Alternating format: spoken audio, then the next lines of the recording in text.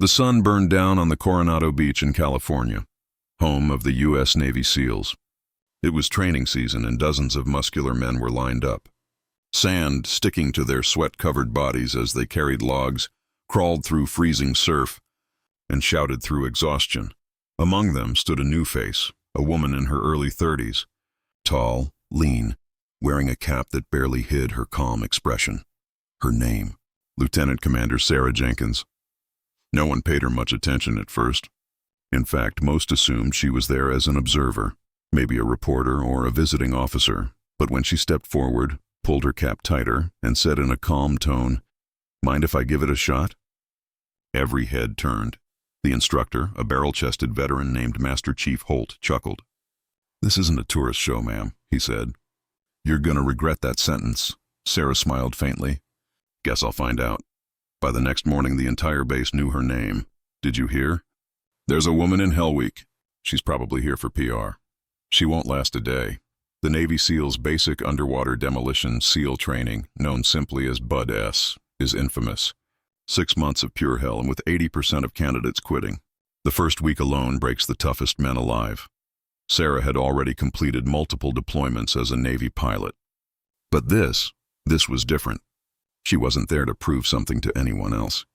She was there to prove something to herself. It started with the obstacle course. A grueling 500-yard battlefield of walls, ropes, cargo nets, and bars, timed to the second.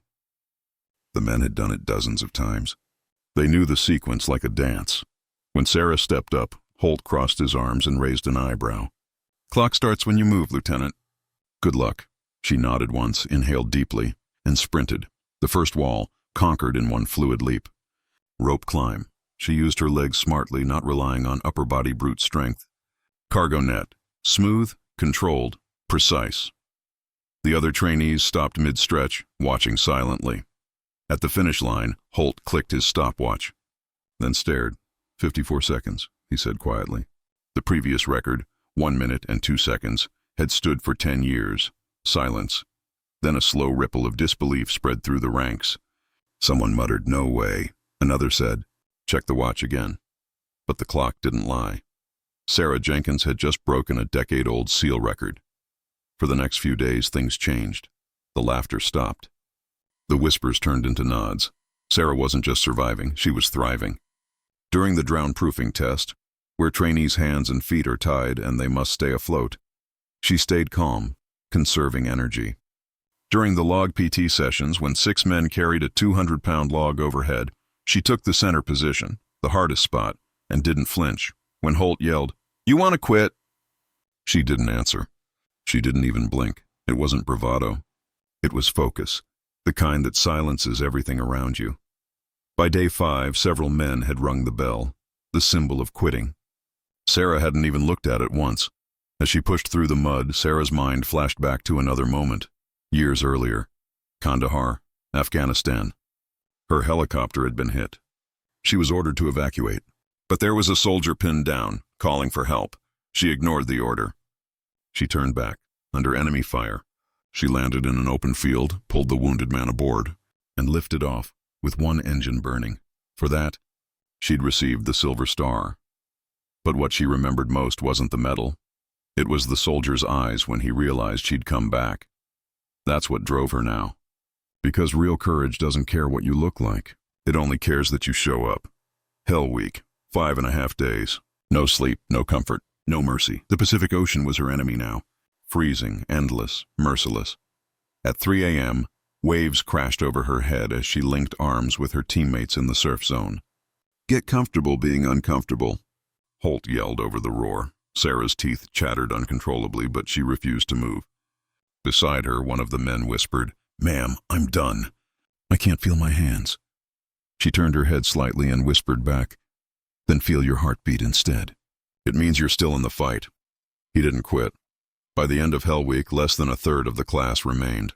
They were hollow-eyed, sunburnt, shaking from exhaustion, but alive. When Holt gathered them on the beach, his voice broke the silence. "Look to your left. Look to your right. These are your brothers." He paused, then added quietly, "And this time, your sister." The entire line turned toward Sarah. No one said a word. Then one man started clapping. Another followed. Soon the whole class was applauding. Even Holt allowed himself a small smile. You didn't just earn my respect, Lieutenant. You earned history. Weeks later, headlines appeared across the country. First woman breaks Navy SEAL record. Lieutenant Jenkins redefined strength. But Sarah didn't care about the fame. She didn't do it for the cameras. She did it for every person who had ever been told, you can't. You shouldn't. You're not strong enough. Her message was simple. If you want to lead, start by leading yourself through the fire. Months later, Sarah was invited to speak at the Naval Academy. The auditorium was packed, young men and women in uniform, waiting for the legend. She stepped to the podium, wearing her SEAL trident. People asked me what it felt like to be the only woman there, she said softly. But I never thought of myself as the only woman. I thought of myself as one more warrior, one more human being willing to face pain and not back down. The crowd rose to its feet. Sarah Jenkins reminded the world that greatness doesn't ask for permission. It asks for effort, discipline, and heart. The limits you believe in. They're the only real ones that exist. So next time someone doubts you, remember her words. Mind if I give it a shot? And then, take your shot. If this story inspired you, hit that like button, share it with someone who needs to hear it, and don't forget to subscribe to Grow for Justice, where we share real stories of courage, resilience, and the human spirit. Tell me in the comments, what's your impossible goal? Because next time we might be telling your story.